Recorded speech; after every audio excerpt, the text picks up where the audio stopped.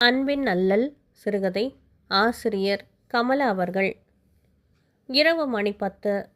ஜன்னலினூடே நிலவின் ஒளி கட்டிலின் மேல் பாய்ந்து கொண்டிருந்தது.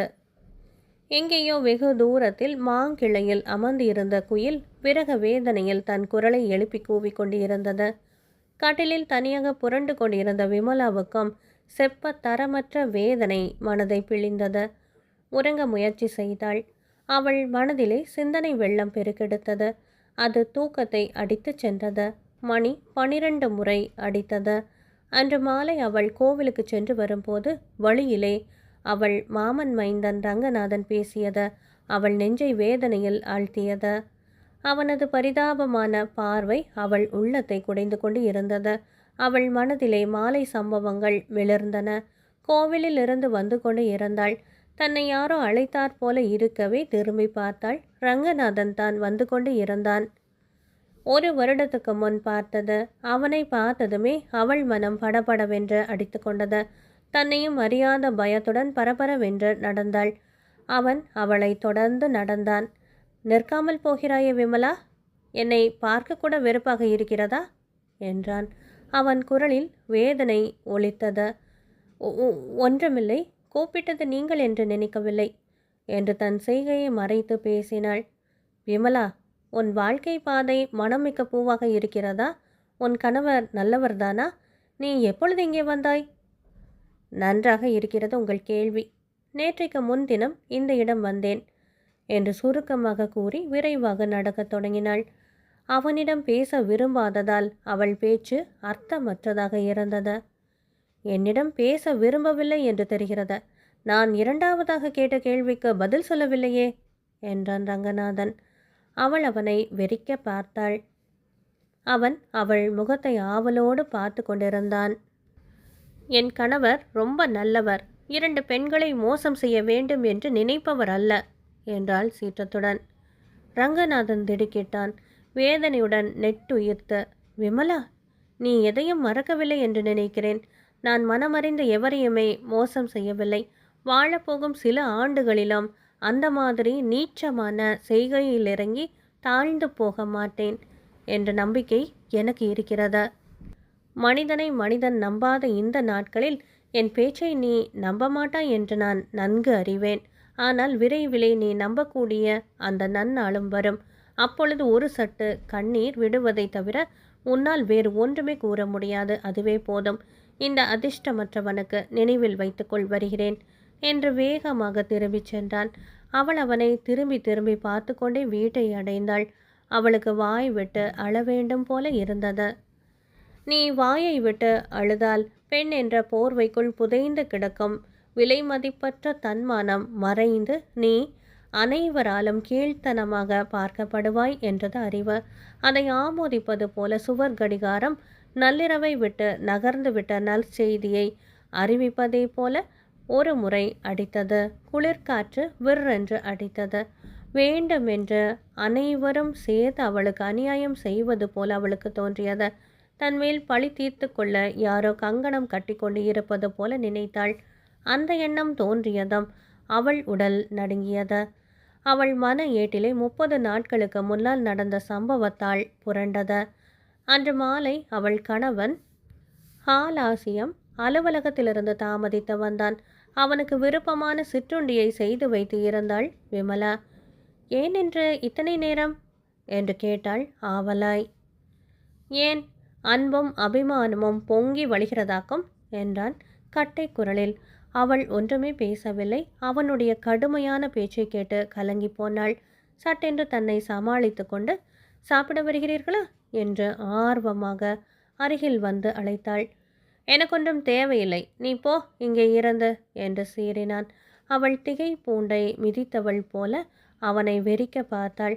அவனை கைப்பிடித்து 1 வருடமாகிறது. ஒரு நாளாவது அவன் அவளை கடிந்து கொண்டதே இல்லை. அவர்கள் குடித்தனம் ஆரம்பித்த புதிதில் காரியாலயத்துக்கு தாமதித்து செல்வான். மாலையில் சீக்கிரமாகவே வந்துவிடுவான். கேட்டால் ஃபைலை திருப்பி வேலையும் செய்யும் பொழுது எல்லாமே உன் நினைவு வந்து விடுகிறது. அவ்வளவுதான். என்னுடன் வேலை செய்பவனை எடுத்து வையடா என்று சொல்லிவிட்டு பறந்து வந்தேன் என்பான். அவள் தன் வாழ்க்கை காம்பு அகற்றப்பட்ட மல்லிகை மலர் போல மனம் மிகுந்த மகிழ்ச்சியாக இருக்கும் என்று நினைத்தாள். இன்று அவள் கண்கள் நீரை தேக்கின. விம்மியபடியே தன் கட்டிலில் படுத்தாள். அவன் வெளியில் சோஃபாவிலே உறங்கினான். அவளுக்கு வெகுநேரம் வரையிலும் தூக்கம் வரவில்லை. அவள் துயில் கலைந்து விழித்தபோது அவன் வீட்டிலில்லை. அவளுக்கு ஒன்றுமே செய்ய தோன்றவில்லை. சிறகுடிந்த பறவை போல சோஃபாவிலே சாய்ந்து கிடந்தாள். பகல் கரைந்தது. இருள் திரை உலகை மூடிக்கொண்டது. அவள் மனமும் இருண்டது. இரவு 9 மணிக்கு அவன் வீட்டுக்கு வந்தான். தெரு கதவை படீரென மூடி தாளிட்டுவிட்டு தன் அறையிலே போய் படுத்தான். அவளை நிமிர்ந்தும் பார்க்கவில்லை. அவளுக்கு ஒன்றும் புரியவில்லை. அவனுடன் பேசவும் பயமாக இருந்ததானால் காரணம் அறியாது எத்தனை நாட்கள் இப்படி இருக்க முடியும்? துணிந்து அவன் அறைக்குள் சென்றாள். அவன் கட்டிலில் படுத்து கொண்டிருந்தான். வா உள்ளே. அவன் குரல் கரகரப்பாக இருந்தது. 2 நாளாக எரிந்து விழுந்து கொண்டிருந்தவன் அடித்தொண்டையில் அகங்காரத்துடனாவது அழைக்கிறானே என்று தன் அச்சத்தை வெளிக்காட்டாது உள்ளே சென்று மேஜையை பிடித்து கொண்டு நின்றாள். ரங்கநாதன் யார் என்றான். அவள் மின்சாரத்தால் தாக்குண்டவள் போல திடுக்கிட்டு நின்றாள். அவனை பற்றி அவள் மறந்தும் பேசியது இல்லை. அவருக்கு அவனை பற்றி எப்படி தெரியும் என்று சிந்திக்க தொடங்கினாள். சொல்ல மாட்டாயா? அல்லது சொன்னால் என்னும் போதே மாமன் மகன் என்றாள் நடுங்கியபடி. ஏனோ அவளையும் அறியாத பயம். விதவிதமாக அலங்கரித்து கொண்டு அவனுடன் உலாவ செல்லவும் திரைப்படத்துக்கு போகவும் பிடித்தது. அவனை திருமணம் செய்து கொள்ள பிடிக்கவில்லையாக்கும் என்று ஆத்திரத்தோடு கேட்டான். அவளுக்கு என்ன பதில் சொல்லுவது என்று தெரியவில்லை. அவள் கணவனின் பேச்சு விகல்பமாக இருந்தது. எனினும் அவள் வாய் மாத்திரமாக பேசியது. நீங்கள் உங்களுக்கு உண்மை தெரியாது என்று குளறினாள். அவன் அப்பொழுது சுவரில் அடிப்பட்ட பந்தை போல எழுந்தான். சட், பேசாதே, இங்கிருந்து போ என்று அவளை தள்ளிவிட்டு வெளியில் சென்றான். அவளுக்கும் கோபம் மேல் எழும்பியது. அவள் வாய் கடும் சொற்களை உதிர்த்தது. இந்த ஆண்களுக்கே உங்களுக்கு உள்ளம் இல்லை என்றாள். சென்று கொண்டு இருந்தவன் கால் தடை தட்டியது போல பட்டென்று நின்றான். உனக்கு பேசக்கூடவா வாயிருக்கு என்று பட்டீரென்று அவள் கன்னத்திலே அரைந்துவிட்டு வெளியேறினான். நாட்கள் 2 நகர்ந்தன. அவன் வரவில்லை. தன் அவல நிலையை அறிந்தால் விமலா தன் பெட்டியில் தன் துணிமணிகளையெல்லாம் எடுத்து வைத்து கொண்டாள். ஒரு சிறு காகிதத்தில், தவிர்க்க முடியாத காரணத்தினால் நான் பிறந்தகம் செல்லுகிறேன். என் படிப்பும் பண்பும் என்னை பாப செயல்களுக்கு ஆளாக மாட்டா. நீங்கள் உண்மையை அறிந்த அன்று நாம் மறுமுறை கூடுவோம் விமலா என்று எழுதி வைத்துவிட்டு பிறந்தகம் சென்று விட்டாள். ரங்கநாதன் 3 வயது பாலகனாக இருக்கும்போது விமலா பிறந்தாள். விமலாவின் தாயார் அம்புஜத்தம்மாளுக்கு காலம் சென்ற தன் அண்ணன் மகனுக்கு விமலாவை கொடுத்து அளவற்ற செல்வத்துக்கு அரசியாக்க வேண்டும் என்ற எண்ணம் உண்டாயிற்று. அதை வெளிப்படையாக சொன்னது இல்லை. ரங்கநாதன் கல்லூரியில் சேர்ந்தவுடன் அவன் தாய் திடீரென்று இறைவனடி சேர்ந்தாள். ரங்கநாதனின் தாய் கால கருவில் கரைந்ததும் அம்புஜம் பெண்ணுடன் அண்ணன் வீடு சென்றாள். ஈமக்கிரியைகள் முடிந்ததும் ரங்கநாதனை தன்னுடன் வரும்படி அழைத்தாள். அவன் தன் பெற்றோர்கள் வாழ்ந்த இடத்தை விட்டு வர விரும்பவில்லை என்றும் மேல் படிப்பையும் அந்த ஊரிலேயே தொடர்ந்து படிக்கப் போவதாகவும் சொல்லிவிட்டான். 4 ஆண்டுகள் கழிந்தன. விமலா BA 2வது ஆண்டு படித்து கொண்டு இருந்தாள். ரங்கநாதன் IAS தேர்விலே முதல்வனாக தேறி அவன் அத்தை இருக்கும் ஊரிலே வேலை ஏற்கவும் வந்துவிட்டான்.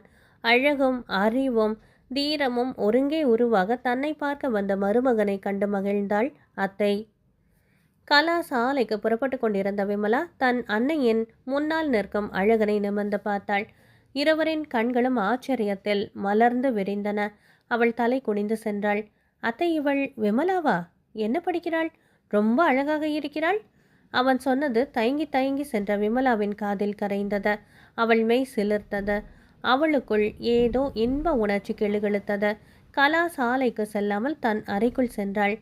ரங்கநாதன் IAS அம்புஜம்மாள் வீட்டிலேயே இருந்தான். விமலாவுக்கு அவனை பார்க்க ஆசை, ஆனால் பேச அச்சம். அவனுக்கோ விமலாதான் தன்னவள் என்ற பெருமை. அவன் கம்பீரமாக ராஜநடை நடந்து வருவதை பார்த்து அவள் மனம் துள்ளும். அவள் புஸ்தகம் ஏந்தி பெண் குலத்துக்கே பூஷணமாய் செல்வதைக் கண்டு அவன் அகமகிழ்ந்தான். அன்று ரங்கநாதன் தன் நண்பர்களுடன் தன் அறையிலே பேசிக்கொண்டே இருந்தான். அவன் மாமனும், அதாவது விமலாவின் தந்தை, அவர்களுடன் பேச்சிலே கலந்து கொண்டார். ரங்கநாதன் மனம் புரிந்து கொள்ளாமல் இருப்பதை பற்றி அவர்கள் பரிகாசம் செய்து கொண்டு இருந்தனர். விமலாவின் பரீட்சைகள் முடிந்ததும் விமலாவுக்கும் ரங்கநாதனுக்கும் திருமணம் நடக்கும் என்று மாமா சொன்னார். ரங்கநாதனின் மனம் களிப்பு கடலில் கூத்தாடியது. தன் நண்பர்களை வழி அனுப்பிவிட்டு விமலாவின் கலாசாலையை நோக்கி சென்றான். விமலா எதிரிலே வந்து கொண்டிருந்தாள். அவளிடம் அதை சொல்லி, இன்று ஷேக்ஸ்பியரின் விரும்பிய விதமே என்ற படம் வந்திருக்கிறது. நான் போய் டிக்கெட் வாங்குகிறேன், நீ வீட்டிலே சொல்லிவிட்டு வா என்றான். அவள் தன் தாயாரிடம் தான் தோழிகளுடன் படம் பார்க்க செல்லுவதாக சொல்லி சினிமா கொட்டகைக்கு வந்தாள். அங்கு ரங்கநாதன் ஓர் இளம் ஜோடியுடன் பேசிக்கொண்டே இருந்தான். ரிக்ஷாவை விட்டு இறங்கிய விமலாவை கண்டதும், வா விமலா, இவர் என் நண்பர் சத்தியமூர்த்தி, இந்த அம்மாள் சுசீலா சத்தியமூர்த்தி என்று கூறிவிட்டு பிறகு அந்த பெண்மணியை பார்த்து, சகோதரி, என்னை ஆட்கொண்டு ஆட்டி வைக்கப் போகிற அழகி என் அத்தை மகள் விமலா, BA இறுதி வகுப்பு. இவள் சிறை கைதியாக இன்னும் 2 மாதங்கள் இருக்கின்றன என்றான் நகைத்தபடி. சுசீலாவும் சத்தியமூர்த்தியும் வாய்விட்டு சிரித்தனர். விமலாவின் முகம் வெட்கத்திரையில் புகுந்தது. Ranganathan, Vimala, please excuse me, நான் ரொம்ப ஓவராக பேசிவிட்டேன் இல்லையா? இதோ டிக்கெட் வாங்கி கொண்டு வருகிறேன் என்று சென்றான். சுசீலா விமலாவின் முதுகை தடவியபடி, அண்ணி, நீ அதிர்ஷ்டக்காரி. அண்ணன் ரங்கநாதனை போல நல்ல உள்ளமும் நல்ல அறிவும் படைத்த ஆண்மகன் கிடைப்பது அரிது. நான் இவரை, தன் கணவனை சுட்டிக்காட்டி, மணக்க விரும்பினேன். நாங்கள் இருவரும் ஒரே வகுப்பில் படித்தவர்கள். ஆம், ரங்கநாதன் எங்கள் காலேஜ் மேட். என் தாயும் 2 அண்ணன்மார்களும் சம்மதிக்கவில்லை. நானும் அவரும் வீட்டை விட்டு வெளியேற திட்டம் போட்டோம். அண்ணா ரங்கநாதன் அதற்கு இசையாது எங்களை திருப்பதிக்கு அழைத்து சென்று திருமணத்தை முடித்து வைத்தார் என்று சொல்லும்போதே ரங்கநாதன் டிக்கெட்டுகளுடன் வந்துவிட்டான். எல்லோரும் படம் பார்த்தார்கள். அவள் அவனது தீர செய்கையை நினைத்து நினைத்து அவனையே பார்த்து கொண்டு இருந்தாள். படம் முடிந்த விளக்குகள் பளிச்சிட்டன. அதை கூட அவள் அறியவில்லை. விமலாவுக்கு பரீட்சைக்கு படிக்க லீவு விட்டு இறந்தார்கள். பரீட்சையானதும் அவள் திருமணத்தை அதி விமர்சையாக செய்ய பெற்றோர்கள் திட்டம் வகுத்து கொண்டு இருந்தனர். திடீரென்று ரங்கநாதன் வீட்டுக்கு வருவதை நிறுத்திவிட்டான். மாதம் 1 ஆகிவிட்டது. ரங்கநாதனுக்காக அல்லும் பகலும் எதிர்பார்த்து ஏங்கி தவித்தாள். அன்று வெளியிலிருந்து வந்த தந்தை அவள் தாயை அழைத்து, ஏய், நீ உன் பெண்ணுக்கு செல்லம் கொடுத்தது மட்டுமன்றி என்னையும் பைத்தியக்காரனாக்கினாய் என்று கூவினார். என்ன நடந்தது? ஏன் இப்படி கூத்தாடுகிறீர்கள்? கூத்தாடுகிறேனா? நான் அல்லடி, உன் அண்ணன் மகன் என்று பெருமை எடுத்துக்கொண்டாயே, அவன் யாரோ ஒருத்தியுடன் வேறு வீட்டிலே குடுத்தனம் செய்கிறானடி. உன் பேச்சை கேட்டு நானும் நம்பினேனே. நமக்கு ஆகாதவர்கள் யாராவது கிளப்பிவிட்ட வதந்தியாக இருக்கும் என்று இன்னும் ஏதேதோ சொல்ல போனாள். ஆகாதவர்களும் இல்லை, ஆனவர்களும் இல்லை. நானே என் இந்த 2 கண்களாலும் பார்த்தேன். அவன் யாரோ ஒருத்தியுடன் காரிலே போய்கொண்டிருந்தான். 10 நாட்களில் ஆலாசியம் MAவை விமலாவுக்கு மணமகனாக தேர்ந்தெடுத்து விட்டார் தந்தை. விமலாவுக்கு தெரியும், தன் தந்தை பொய் சொல்ல மாட்டார் என்று. ஆனால் அவளுக்கு ரங்கநாதன் நினைவு அழியவில்லை. உலகத்தின் மேல் வெறுப்பு தோன்றியது. ஆண்களை நம்புவதை போன்ற முட்டாள்தனம் பெண்களுக்கு வேறு ஒன்றுமில்லை என்று தோன்றியது. ஆலாசியத்தை கை பிடித்து 14 மாதங்கள் பரமானந்தமாக வாழ்க்கை நடத்தினாள். அவள் வாழ்க்கையிலே கிரகணம் பிடித்து 1 மாதத்துக்கு மேல் ஆகிவிட்டது. கண்களிலிருந்து காட்டார பிரவாகம் எடுத்தது. எங்கோ கோழி கூவியது. அவள் எழுந்து கட்டிலில் அமர்ந்து பார்த்தாள். நிலவு வெளிரியது. சாம்பல் பூக்க தொடங்கியது. பார்த்து கொண்டே இருந்தாள். கண்கள் கனத்து இமைகளை இழுத்து மூடினாள் நித்ராதேவி. எந்நேரம் தூங்கினாளோ தெரியாது. மணி 10 ஆகிறதே. எத்தனை தரம் வந்து எழுப்புவது? விமலா, உடம்பு சுடுகிறதே. டாக்டர் வீட்டுக்கு போவோமா என்று தாய் அம்புஜம் அவள் நெற்றியிலும் கழுத்திலும் கையை திருப்பி திருப்பி வைத்து பார்த்து கொண்டிருந்தாள். மெல்ல கண்களை திறந்தாள். அழுததால் கண்கள் சிவந்து கோவை பழங்களாக இருந்தன. இந்தா, உன்னவர் கடிதம் எழுதியிருக்கிறார் என்று அவளிடம் ஒரு கடிதத்தை கொடுத்தாள். இத்தனை நாட்களுக்கு பின்பாவது தன் கணவர் உண்மையறிந்து தனக்கு கடிதம் எழுதியிருக்கிறாரே, அதற்காக மனம் நெகிழ்ந்தாள். எண்ணங்கள் இறகு கட்டி பறக்க படிக்கலானாள். இந்த கடிதத்தை நீ படிப்பாய் என்று நினைத்தே எழுதுகிறேன். நீ இத்தனை நாட்களாக இங்கே இருப்பது இன்று வரையிலும் எனக்கு தெரியாது. அந்த வாக்கியத்தை படித்ததும் அவள் நடுங்கியபடியாக கையெழுத்தை பார்த்தாள். ரங்கநாதன் என்று இருந்தது. சிறிது நேரம் கண்களை மூடி யோசித்தாள். பிறகு பரபரவென்று கடிதத்தை படிக்கத் தொடங்கினாள். என் தாயின் ஈம சடங்குகளுக்கு உன் தாயுடன் நீ வந்தபோதே நீ ஒருத்திதான் எனக்கு இம்மையிலும் மறுமையிலும் துணையானவள் என்ற எண்ணம் பதிந்தது. அந்த எண்ணம் இன்று வரையிலும் வாழ வைத்தது. சற்றே பின்னோக்கி பழைய சம்பவங்களை நினைவுக்கு கொண்டு வா.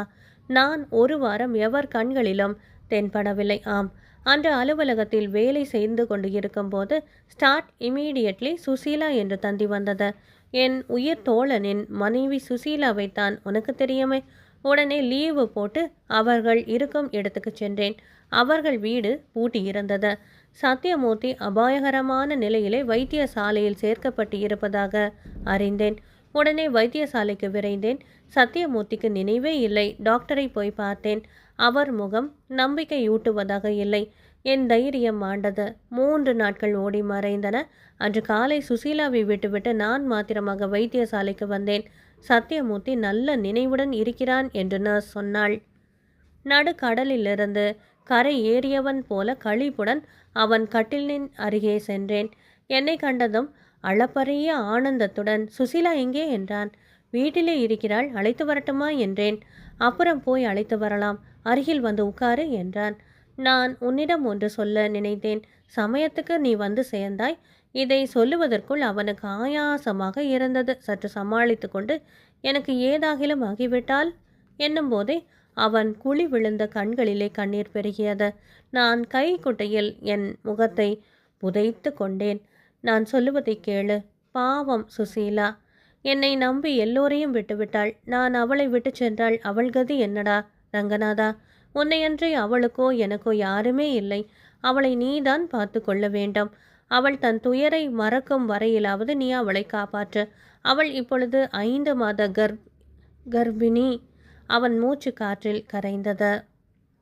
நல்ல நண்பனை இழந்த நானும் அருமை கணவனை இழந்த சுசீலாவும் இந்த ஊருக்கு வந்து வாடகைக்கு வீடு எடுத்து அதிலே குடியேறினோம். எத்தனைதான் ஆறுதல் நான் சொன்ன பொழுதிலும் கணவனை இழந்த சுசீலாவின் ஆரோக்கியம் குலைந்தது. அவளை வைத்தியசாலையில் சேர்த்தேன். எனக்கு வேதனையாக இருந்தது. ஒரு முறை உன்னை பார்க்க வேண்டும் போல இருந்தது. வீட்டுக்கு புறப்பட்டேன். உன் கழுத்திலே உன் கணவர் உரிமை கயிற்றை கட்டி கொண்டிருந்தார். உன் வாழ்க்கை மலர்ந்து மனம் வீச வேண்டும் என்று வாழ்த்திவிட்டு திரும்பினேன். வைத்தியசாலைக்கு சென்றேன். சுசீலாவுக்கு விஷயத்தை சொல்ல. சிறு பெண் குழந்தை உலகமறியாது உறங்கிக் கொண்டிருந்தது. சுசீலா படுத்திருந்த இடம் காலியாக இருந்தது. நர்ஸை கேட்டேன். குழந்தை உலகுக்கு அழித்துவிட்டு அவள் உலகை நீத்தாள். சடலத்தை எடுத்துச் செல்லுங்கள் என்றாள். கடவுளே, என் தைரியத்தை இப்படியா சோதனை செய்ய வேண்டும் என்று உயிரற்ற தாயையும் உயிருள்ள சேயையும் வண்டியில் ஏற்றுக்கொண்டு வெளியில் வந்தேன். இப்பொழுது குழந்தை சந்தியா என்னிடம் இருக்கிறாள். சின்ன சின்ன சொற்களை சிங்காரமாக சொல்லுகிறாள். அவளை வளர்க்க அன்னை வேண்டும். நான் இன்னும் எத்தனை நாட்கள் போஷிக்க முடியும்? சுசீலாவின் 2 அண்ணன்மார்களுக்கும் கடிதம் எழுதினேன். என் கடிதம் கண்டதும் அவள் சின்ன அண்ணன் ஆலாசியம் வந்தான். என் விஷயம் முழுவதும் சொன்னேன். எனக்காக பரிதாபப்பட்டான். என் நிலைக்கு வருந்தினான். குழந்தையை எடுத்துச் செல்கிறேன் என்றான். குழந்தை இன்னும் சில நாட்கள் என்னிடமே இருக்கட்டும் என்றேன். அவ்வப்பொழுது வந்து பார்த்து போவதாக சொன்னான். என் உடல்நிலை சரியாக இல்லை. இந்த விஷயங்களை உனக்கு தெரிவிக்க வேண்டும் என்று வெகு நாட்களாக முயற்சி செய்தேன். இன்றுதான் முடிந்தது. உனக்கு நான் ஏதாகிலும் தீங்கு இழைத்து இருந்தால் மன்னிப்பாயா ரங்கநாதன்? விமலாவின் கண்கள் இருண்டன. இதயம் படீர் படீர் என்று அடித்து கொண்டது. ஏதோ சங்கடம் அவளை கலக்கியது. அவள் தந்தை அடுத்த அறையில், அம்புஜம், உன் மருமகன் ரங்கநாதன் நேற்று இரவு காலமாகிவிட்டானாம் என்றார். அவள் தாய் வீறிட்டு அழுதாள். விமலா புலக்கடை பக்கமாக சென்றாள். பின்பக்க தெருவிலே பிணம் செல்லுவது தெரிந்தது. புலக்கடை கதவை திறந்து பார்த்தாள். இறுதி பிரயாணம் செய்து கொண்டிருந்த ஒரு ஜீவனின் பின்னால் ஓர் ஆடவன் உற்று பார்த்தாள். செல்லுவது அவள் கணவன் ஆலாசியம். அப்படியானால் அன்பு உருவம், அந்த உருவம் ரங்கநாதனா? எல்லாவற்றையும் முடி போட்டு பார்த்த விமலாவுக்கு கண்கள் சுழன்றன. வாயில் படியிலேயே விழுந்தாள். அவள் ஆத்மாவும் ரங்கநாதனை தேடி செல்கிறதோ?